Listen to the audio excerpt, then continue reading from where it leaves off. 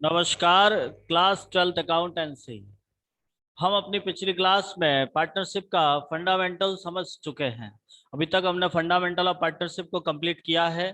आज हम एक नया चैप्टर स्टार्ट करेंगे, जो है हमारा नेक्स्ट अगला topic, admission of a new partner, नए साझेदार का प्रवेश। टॉपिक का नाम है नए साझेदार का प्रवेश। देखो, admission of a new partner मतलब हमारे पास एक पार्टनरशिप फॉर्म है। पार्टनरशिप के बारे में हमने अपने पिछली क्लास में कुछ समझा है कि एक पार्टनरशिप आखिर क्या होती है। पार्टनरशिप का मीन्स जब हम दो या दो से अधिक व्यक्ति मिलकर काम करते हैं, उसे हम पार्टनरशिप कहते हैं। तो जब एक पार्टनरशिप आपकी कंटिन्यू रन कर रही थी और इस बीच उसमें यदि थोड़ा बहुत कहीं परिवर्तन आता है, कुछ परिवर्तन लाते हैं, और उसमें कुछ परिवर्तन लाने से हमें क्या एडजस्ट करना होता है, वो टॉपिक आज हम स्टार्ट करेंगे, और जिसके अंदर हमारा पहला पॉइंट आता है नए साझेदार का प्रवेश। उससे पहले एक और वर्ड पर थोड़ा डिस्कस करेंगे। हमारा टॉपिक वर्ड है साझेदारी फॉर्म का पुनर्गठन, रिकंस्ट्रक्शन ऑफ पार्टनरशिप। इंग्लिश में बोलते हैं इसको reconstruction of partnership, reconstruction of partnership. वैसे जनरली आपको कंस्ट्रक्शन का मतलब पता होगा। कंस्ट्रक्शन का मतलब होता है बनना, और री यानी वापस बन रहा है। मतलब इसमें इसका डेफिनेशन हम ये समझते हैं कि जब किसी साझेदारी फर्म जब किसी साझेदारी फर्म के वर्तमान समझौते को बदल कर नया बनाया जाता है, नया बनाया जाता है, उसे पुनर्गठन, साझेदारी का पुनर्गठन कहते हैं। से साझेदारी का पुनर्गठन कहते हैं। देखो, आपको लिखा कि जब साझेदारी के वर्तमान समझौते में, जो प्रेजेंटली आपका एग्रीमेंट बना हुआ है, उस एग्रीमेंट में आप चेंज करते हो, उसको बदलते हो, और बदलने के बाद जब कोई नया एग्रीमेंट तैयार होता है तो उसे हम बोलते हैं reconstruction of partnership firm. Reconstruction simple सा इसका मीनिंग, जैसा कि वर्ड है उसी के वर्ड का नॉर्मल मीनिंग भी यदि अपन देखते हैं तो वो भी यही होता है कि पहले से जो बना हुआ है उसे वापस रिकंस्ट्रक्ट करना, वापस बनाना उसको। और वापस बनाने के लिए पहले वाला बंद करना पड़ेगा, तोड़ना पड़ेगा या चेंज करना पड़ेगा। तो हम ये कहते हैं कि साझेदारी फॉर्म का पुनर्गठन किसे कहेंगे। तो साझेदारी का फॉर्म का पुनर्गठन जब किसी साझेदारी फॉर्म के वर्तमान समझौते में परिवर्तन कर नया समझौता बनाया जाता है, उसे साझेदारी फॉर्म का पुनर्गठन कहते हैं। Any doubt? समझ में आ गया रिकंस्ट्रक्शन क्या होता है? क्योंकि आगे वाले टॉपिक्स जो है हमारे पास, वो लगभग सारे रिकंस्ट्रक्शन से रिलेटेड है, इसीलिए हमको इसका मीनिंग समझना काफी जरूरी है। तो रिकंस्ट्रक्शन का मीनिंग होता है हमारे लिए कि वर्तमान साझेदारी समझौते को चेंज कर या परिवर्तन कर नया साझेदारी समझौता बनाना रिकंस्ट्रक्शन ऑफ पार्टनरशिप कहलाता है। ऐसा कब करते हैं?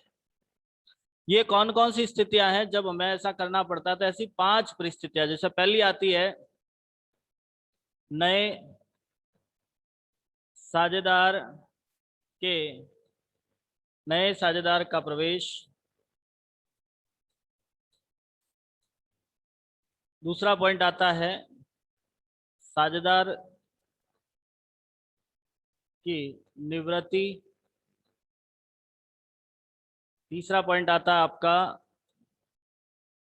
साझेदार की मृत्यु। चौथा पॉइंट आता है लाभ हानि विभाजन अनुपात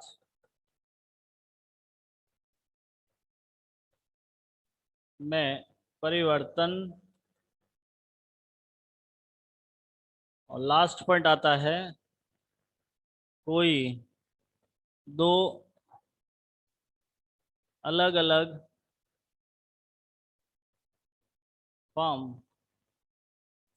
फर्मों का एकीकरण।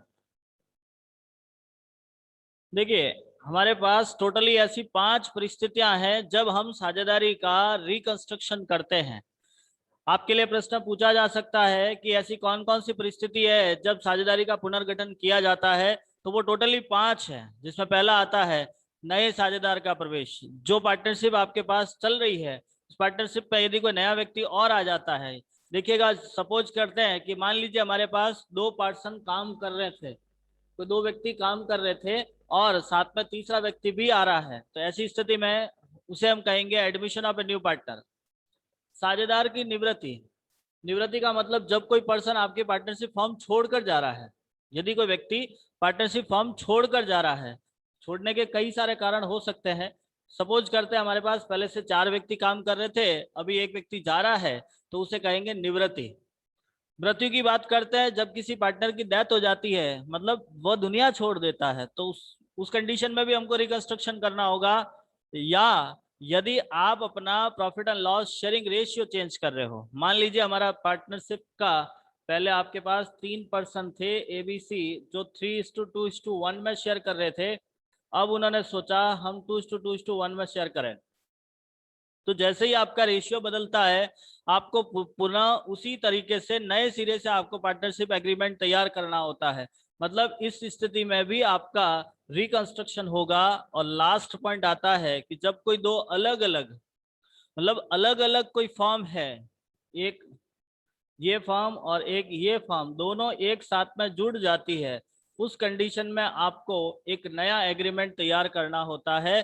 तो ये थी आपकी 5 अलग अलग स्थितियां जब आपको रिकंस्ट्रक्शन करना होगा। अब इन 5 में से आज अपन स्टार्ट करेंगे नए साझेदार का प्रवेश। आज का टॉपिक होगा हमारा नए साझेदार का प्रवेश। नए साझेदार का प्रवेश। अब प्रवेश की बात करते हैं, एडमिशन की बात करते हैं। तो एडमिशन का मतलब क्या होता है? जब एक पार्टनरशिप पहले से चल रही है, उसमें एक नया साझेदार और आ रहा है, तो यहाँ हमारे पास 2 सिचुएशन रहती है। जैसे ही आपका पार्टनर आपकी पार्टनरशिप फॉर्म में आएगा, आपको 2 पॉइंट रहते हैं। पहला पॉइंट होता है नए साझेदार को प्रदान किए जाने वाले अधिकार। देखो, जब भी एक व्यक्ति आपके साथ जुड़ेगा, कोई भी व्यक्ति जुड़ेगा, जैसे ही आपके साथ में जुड़ गया, मतलब आपका पार्टनर हो गया, तो उसको कुछ अधिकार देने होते हैं, उसको कुछ राइट मिलते हैं, कुछ उसे पाने का अधिकार होता है। वो क्या अधिकार होते हैं, ये भी काफी इंपॉर्टेंट प्रश्न है। जनरली पूछा जाता है कि जब एक नया साझेदार साझेदारी फॉर्म में प्रवेश लेता है, तो उसे कौन कौन से अधिकार दिए जाते हैं। तो उसे 2 अधिकार मिलते हैं। पहला अधिकार संपत्तियों में हिस्सा पाने का अधिकार। संपत्तियों में हिस्सा पाने का अधिकार। और दूसरा होता है भावी लाभों में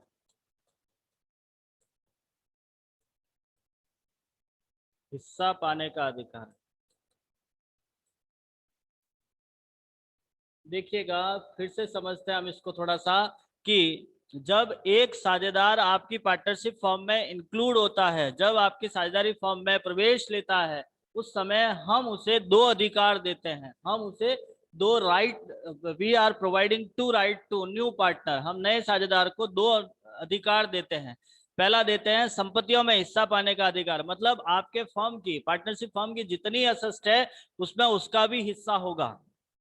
और सेकंड पॉइंट होता है भावी लाभों में, मतलब फ्यूचर में होने वाले प्रॉफिट्स, जो भविष्य में लाभ होंगे, उस लाभों में भी वो हिस्सा प्राप्त करेगा।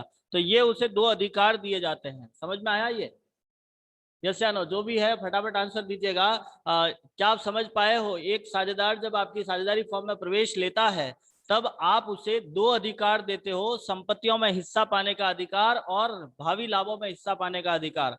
अब आपके इस पार्टनर को ये पैसा, ये अधिकार प्राप्त करने के लिए कुछ लाना पड़ता है। जैसे मान लीजिए आप कोई सा भी काम कीजिए, उसको करने के लिए आपको कुछ ना कुछ देना पड़ेगा। अब आपको अधिकार तो मिल गया, लेकिन अधिकार के बदले में आपको कुछ देना पड़ेगा। तो जो नया साझेदार आपकी साझेदारी फर्म में प्रवेश ले रहा है, वो जो संपत्तियों में हिस्सा प्राप्त कर रहा है, उसके बदले में उसे पूंजी लानी पड़ती है, उसे कैपिटल लाना पड़ेगा। बिना कैपिटल के वो बिजनेस में या अपनी पार्टनरशिप फर्म में एडमिशन ले ही नहीं सकता। एक सिंपल सी बात है, यदि आप सोल प्रोप्राइटरशिप पे बिजनेस कर रहे हो, मान लीजिए आपने अकेले बिजनेस स्टार्ट किया है, तो भी आपको पैसा तो लाना पड़ेगा ना। बिना कैपिटल के आप बिजनेस स्टार्ट ही नहीं कर सकते। इसीलिए आपको पार्टनरशिप फर्म में भी आ रहे हो तो भी कैपिटल लाना पड़ेगा, और ये कैपिटल लाने के बदले में आपको संपत्तियों में हिस्सा मिल जाता है। Any doubt? क्लियर हो गया? तो इसका प्रश्न पूछा जाता है, संपत्ति में हिस्सा पाने के लिए नए साझेदार द्वारा लाई गई धनराशि क्या कहलाती है? समझ में आ रहा है मैं क्या समझा रहा हूं? यस या नो? हितल जी, ईशा जी, कुमकुम जी, कुसुम जी, पूजा जी। ठीक है, चलिए नेक्स्ट आगे। भावी लाभों में हिस्सा पाने के लिए उसे भविष्य में जो प्रॉफिट होगा उसमें हिस्सा पाने के लिए ख्याति लाना पड़ता है। क्या लाना पड़ता है? ख्याति। वापस से समझिएगा, संपत्ति में हिस्सा पाने के लिए उसे पूंजी लानी है, भावी लाभों में हिस्सा पाने के लिए ख्याति लाना है। अब ख्याति क्या होती है वो थोड़ा समझिएगा। जनरली आप लोग जानते होंगे ख्याति के बारे में, हमने पिछली क्लास में समझाया था। गुडविल जिसको बोलते हैं, देखो गुडविल यानी रेपुटेशन। मैं आपसे एक प्रश्न करता हूं, आप सभी अपना ऑडियो प्ले स्टार्ट करके इसका आंसर दीजिएगा कि किसी फर्म में, मैं यहाँ पे एक प्रश्न लिख रहा हूं, किसी फर्म या व्यवसाय में लाभ किस आधार पर होता है?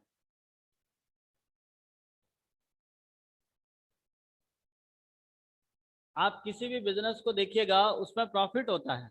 कोई सा भी बिजनेस उठा के देखिए उसमें प्रॉफिट होता है। तो प्रॉफिट किस आधार पे होगा?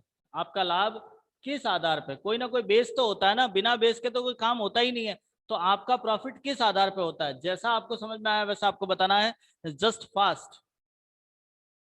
हेतल जी, ईशा जी, कुमकुम जी, कुसुम जी, पूजा जी, जितना जल्दी हो सके इतना फास्ट आंसर दीजिएगा कि किसी भी बिजनेस में प्रॉफिट किस आधार पे होता है, आपका लाभ किस आधार पे होता है। एक प्रोसेस, एक स्टेप होता है, एक बेस होता है, वो क्या बेस होता है? Goodwill, very nice. और बाकी लोग भी रिप्लाई कीजिए बेटा फटाफट। जितना जल्दी रिप्लाई करोगे उतना आपको भी इंटरेस्ट आएगा पढ़ने में, क्योंकि आपका ही ये, आप जितना प्रैक्टिकली समझोगे आपको ज्यादा इंटरेस्ट आएगा इसको समझने में। Very nice, goodwill. और हेतल जी ने गुडविल कहा, कुमकुम कुसुम जी ने गुडविल कहा। और बताइए। देखिए थोड़ा सा डीपली समझने की कोशिश कर रहा हूं। किसी भी फर्म को जो प्रॉफिट होता है, लाभ होता है, लाभ किस आधार पे होता है आपको पता है? उसके व्यवहार, उसके बाद गुणवत्ता, सेवाएं, ये सब ऐसे फैक्टर होते हैं जो आपके बिजनेस को रन करने में आपकी हेल्प करते हैं। मतलब आपके बिजनेस का जो व्यवहार है, एक व्यक्ति का व्यवहार है, आपकी क्वालिटी है, आपका जो सर्विसेज है, इन सब के बेस पे लोग आपको पसंद करते हैं। जो पसंद करते हैं वो आपकी रेपुटेशन बन जाती है। जो लोग हमें पसंद करते हैं वो हमारी रेपुटेशन, और रेपुटेशन के बेस पर ही हमको प्रॉफिट होता है। मतलब जिस जिस बिजनेस की रेपुटेशन ज्यादा है, जिस कंपनी की डिमांड ज्यादा है, जिस कंपनी का नाम ज्यादा है, वहीं लोग जाएंगे। सिंपल सी बात यह है। तो हमें जो लाभ होता है वो ख्याति के आधार पे होता है। बिल्कुल आपका सही आंसर है, गुडविल के बेस पे होता है। तो अब प्रश्न हमारे सामने ये आता है कि सपोज करते हैं दो व्यक्ति हमारे पास काम करने वाले हैं। मान लीजिए आपके पास दो पर्सन ए और बी, 1 अप्रैल 2010 को इन्होंने एक बिजनेस स्टार्ट किया। आज 1 अप्रैल, मान लेते हैं 1 अप्रैल 2021 को सी भी इनके साथ जुड़ना चाहता है। अब मैं जो प्रश्न कर रहा हूं बड़े ही ध्यान से समझिएगा, सी भी जुड़ना चाहता है। देखिए इन दोनों ने 2010 में जो असेस्ट लाई थी उसके बदले में तो ये कैपिटल लेके आ जा रहा है। वो तो सिंपल सी बात है, जो पहले से संपत्तियां पड़ी थी उसके बदले में तो इन्होंने कैपिटल ले आया। अब ये जो 10 साल 11 साल इन दोनों ने काम किया है, आज की कंडीशन में इनको जो एक प्रॉफिट हो रहा है, एक लेवल का प्रॉफिट हो रहा होगा, क्योंकि जो जितना प्रॉफिट आज 2021 में हो रहा है, क्या यही प्रॉफिट 2010 में भी था क्या? आपके हिसाब से, आपके हिसाब से जितना प्रॉफिट 2021 में हो रहा है, क्या वही प्रॉफिट 2010 में भी हो रहा था क्या? नहीं हो रहा था, क्योंकि 2010 स्टार्टिंग टाइम था। इन्होंने 10 साल मेहनत करी। भाई एक सिंपल सी बात है, किसी भी बिजनेस को सेटअप होने में टाइम लगता है। इन्होंने 2010 से लगा के 2021 तक मेहनत करी तब जाके आज एक सफिशिएंट प्रॉफिट इन्हें हो रहा है। क्या सी को, जो आपका सी था, क्या इसको भी इतनी मेहनत करनी पड़ेगी जितनी ए और बी ने की है? क्या सी को इतनी मेहनत करनी है प्रॉफिट कमाने के लिए जितनी ए और बी ने इस बिजनेस को सेटअप करने में लगाई थी? क्या इतनी मेहनत करनी है क्या? यस या नो? इतनी मेहनत इन्हें इसी को नहीं करनी है, इतनी मेहनत सी को नहीं करनी, क्योंकि उसके पास तो ऑलरेडी एक सेटअप किया हुआ बिजनेस मिल रहा है। तो ये जो सेटअप किया है वो ए और बी ने किया है, तो इन्होंने मेहनत करी है, इसीलिए इनको इस मेहनत के बदले में एक्स्ट्रा पैसा मिलता है, और वो होती है ख्याति, जो आपका नया पार्टनर लेकर आएगा। नया पार्टनर जैसे ही एडमिशन लेगा, वो इस फ्यूचर के प्रॉफिट को ध्यान में रखते हुए एक पैसा लेके आएगा जिसको हम कहेंगे गुडविल। तो एक सिंपल सा प्रश्न हमारे सामने क्लियर हो गया, ये एक टॉपिक क्लियर हो गया कि जब भी एक नया साझेदार साझेदारी फॉर्म में प्रवेश लेता है, उस समय वो दो प्रकार से धनराशि लेके आता है। कितने प्रकार से लाता है? दो प्रकार से। दो प्रकार से पैसा लाता है, और वो पैसा होता है कैपिटल और गुडविल। कैपिटल क्यों लाता है? तो कैपिटल लाने का कारण होता है कि उसे फर्म की संपत्तियों में हिस्सा मिलता है। और पूंजी क्यों लाता है, सॉरी, ख्याति क्यों लाता है? क्योंकि भावी लाभों में उसे हिस्सा प्राप्त करना है। तो दो अधिकार होते हैं, दो अधिकार के लिए दो अलग अलग धनराशि लानी होती है। नेक्स्ट अगला पॉइंट, यहाँ तक क्लियर हो गया? अगला पॉइंट समझते हैं। नए साझेदार के प्रवेश पर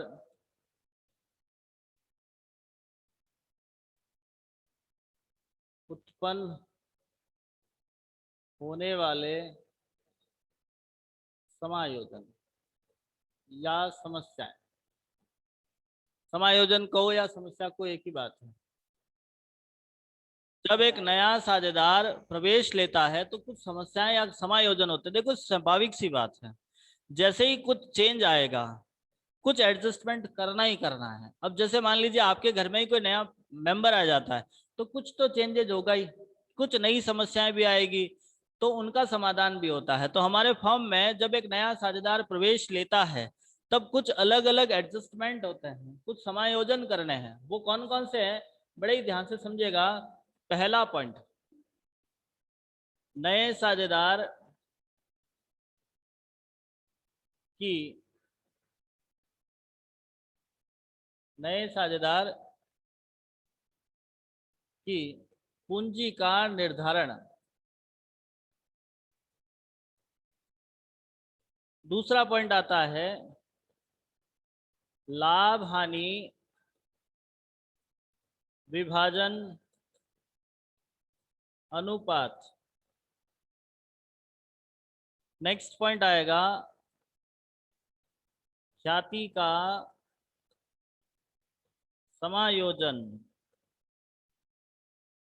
फिर आता है आपका संपत्ति एवं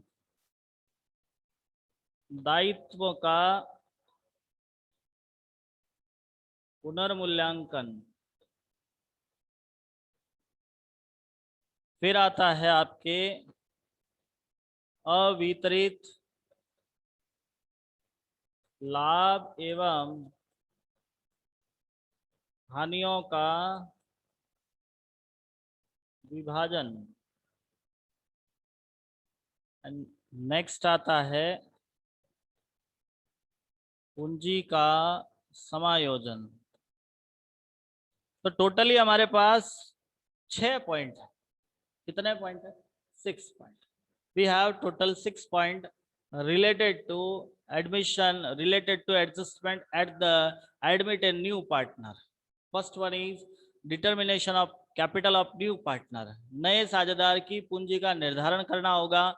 फिर आता है आपका profit and loss sharing ratio, अनुपात क्या होगा।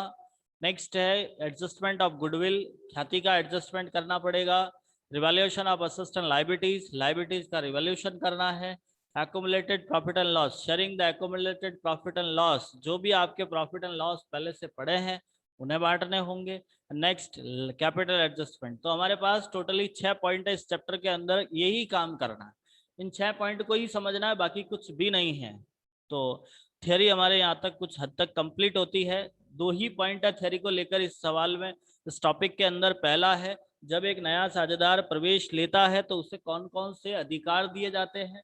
दूसरा पॉइंट आता है जब एक नया साझेदार प्रवेश लेता है तो कौन कौन से समायोजन किए जाते हैं। दोनों क्लियर हैं? Any doubt? चलिए नेक्स्ट आगे बढ़ते हैं, एक एक पॉइंट को अब सॉल्व करते हैं। पहला पॉइंट आता है हमारे पास पे, नए साझेदार की पूंजी का निर्धारण। अब मैं आपसे एक बात कहता हूं, उसको थोड़ा सा विशेष रूप से ध्यान से समझिएगा। यदि नहीं समझ में आए, जो समझा रहा हूं ध्यान से समझना है, कहीं डाउट रहता है तो आप तुरंत पूछ लीजिएगा। देखो, नया साझेदार हमारे पास आता है, उसके 2 प्रकृतियां अलग अलग हो सकती है। मतलब या तो वो पहले से कोई काम कर रहा होगा या बिल्कुल फ्रेशर होगा। फ्रेशर का मतलब पहले से कोई काम नहीं किया, डायरेक्टली हमारे साथ ही इंक्लूड हो गया है। तो ऐसी स्थिति में हम इसको 2 भागों में बांटते हैं, जिसमें पहला पॉइंट मैं लिखता हूं, जब नया साझेदार पूंजी की राशि नकद में लाता है। नकद में लाता है मतलब जितना आपका पैसा कैपिटल का बना है वो सारा पैसा कैश में लेके आ रहा है, एक साथ कैश आ रही है। बड़े ही ध्यान से समझिएगा कि जो भी आपका नया पार्टनर है वो अपनी कैपिटल का पैसा पूरा का पूरा कैश में लेके आ रहा है। उस कंडीशन में हम एंट्री करेंगे cash account debit to new partner capital. यदि आपका नया पार्टनर कैपिटल का पैसा पूरा का पूरा पैसा कैश में लेके आ जाता है, बड़े ही ध्यान से समझना कि यदि आपका नया पार्टनर कैपिटल का पैसा कैश में लेके आ जाता है तब हम एंट्री करेंगे cash account debit to new partner capital. Any doubt? First entry समझ में आ गई? यस या नो? जस्ट फास्ट रिप्लाई में कि आपका नया पार्टनर कैश में लेके आ जाता है तो आप एंट्री कर लोगे cash account debit to new partner capital. Second condition आती है जब नए साझेदार द्वारा अपना पुराना व्यवसाय हस्तांतरित किया जाए।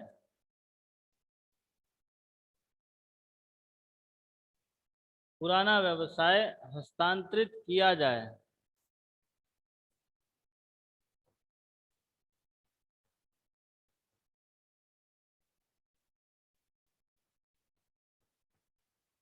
हस्तांतरित किया जाए मतलब आपने अपना पुराना, मतलब मान लीजिए आपका नया पार्टनर पहले से कोई काम कर रहा था और वो जो बिजनेस चला रहा था उसी बिजनेस को आपने ट्रांसफर कर लिया है। ऐसे में आपको एंट्री करनी है असेस्ट अकाउंट डेबिट। मतलब पूरा बिजनेस ट्रांसफर हो रहा है तो आपके पास पहले से जितने असेस्ट थे पूरे ट्रांसफर होंगे। Assets account debit to liabilities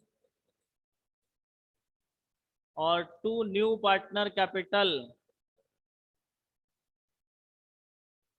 जितनी असेस्ट थी असेस्ट पूरी ट्रांसफर हो गई, जितने लायबिलिटीज थे जितने सारे लायबिलिटीज ट्रांसफर होंगे और टू न्यू पार्टनर कैपिटल। अब इसके साथ में कोई पैसा उसे कैश में लाना हुआ तो हम कैश से डेबिट कर लेंगे, अदरवाइज इस एंट्री को करके हम पूरा समझते हैं।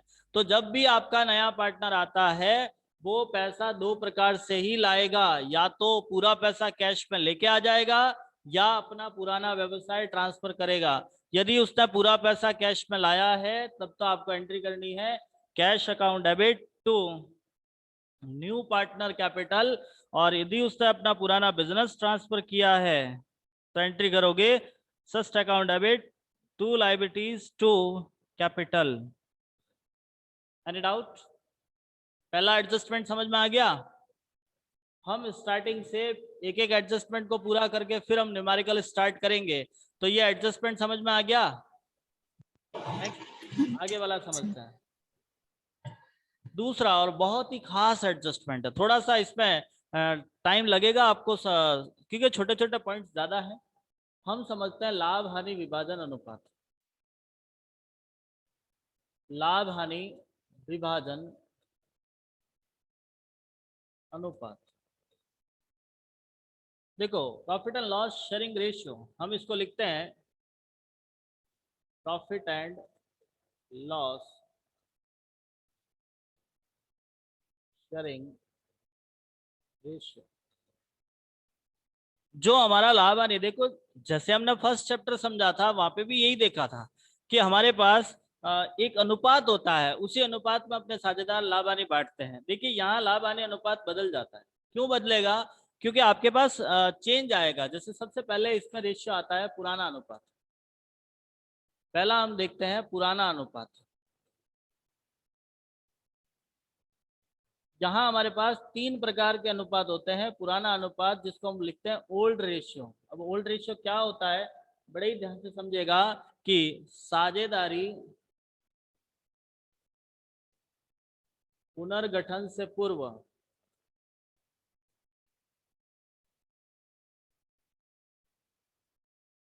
साझेदार लाभ हानि जिस अनुपात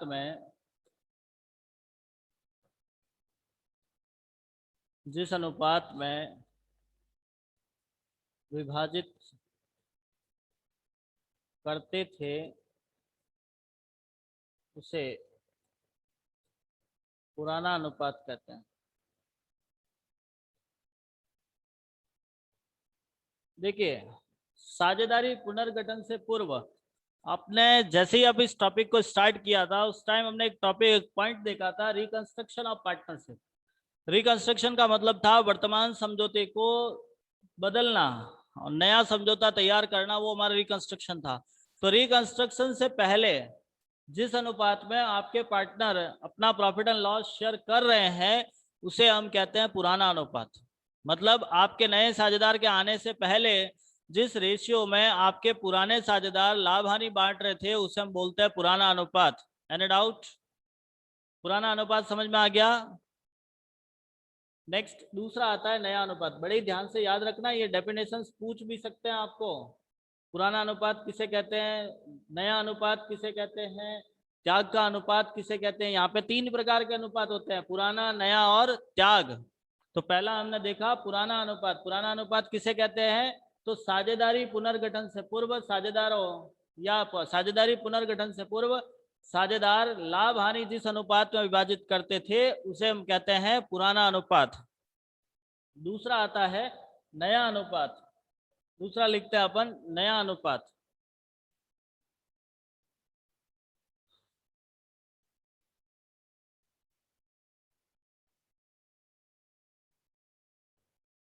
नया अनुपात, इसको इंग्लिश में लिखते हैं न्यू रेशियो। देखो नया अनुपात क्या होता है, तो जस्ट जैसा पुराना समझा ठीक उसी प्रकार से इसका भी आंसर होता है कि साझेदारी पुनर्गठन के बाद, साझेदारी पुनर्गठन के बाद सभी साझेदार जिस अनुपात में सभी साझेदार जिस अनुपात में लाभ हानि विभाजित करेंगे,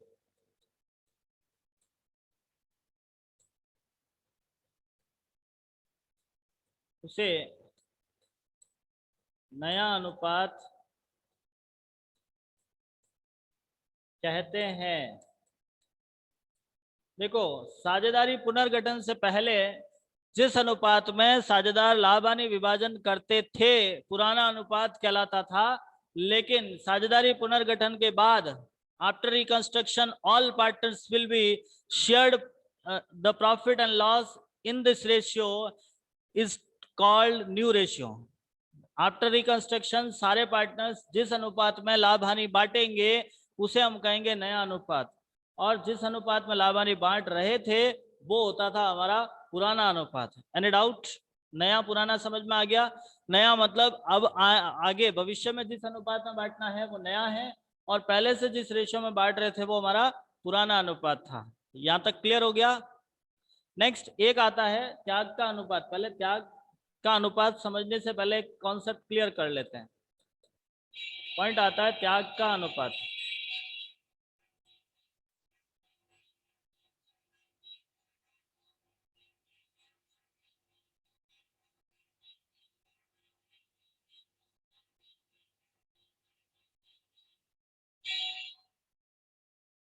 नेक्स्ट आता है त्याग का अनुपात, सैक्रिफाइस रेशियो। सैक्रिफाइस क्या होता है? त्याग यानी छोड़ना। जैसे आपको हम सिंपल सी बात है, मान लीजिए कोई दो व्यक्ति काम कर रहे हैं तो उनको आधा आधा मिल रहा था, लेकिन जैसे ही तीन आएंगे तो उसी प्रॉफिट को तीन भागों में बढ़ जाएगा। मतलब जो पहले से काम कर रहे हैं उनके लाभों में कमी आती है। ये स्वाभाविक सी बात है। जैसे एक नया पर्सन आपके साथ जुड़ेगा, आपके प्रॉफिट्स कम होंगे, बटेंगे, कम होंगे। इसीलिए हम यहाँ पे लिखते हैं, जब, या हम इसको यूं डायरेक्टली ऐसे लिख दीजिए, नए साझेदार के प्रवेश पर, नए साझेदार के प्रवेश पर पुराने साझेदारों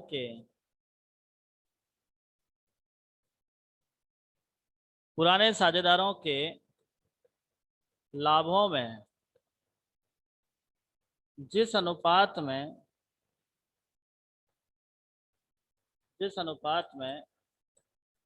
कमी होती है। देखो, कमी तो होती है, ये बात फैक्ट है, लेकिन जिस अनुपात में कमी होती है उसे त्याग का अनुपात कहते हैं।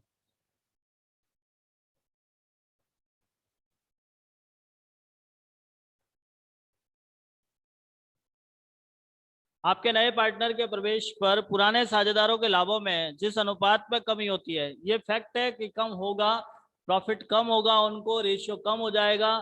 तो जिस अनुपात में कमी होती है उसे हम कहते हैं त्याग का अनुपात। Any doubt? तो जनरली हमारे पास तीन अलग अलग प्रकार के अनुपात हैं।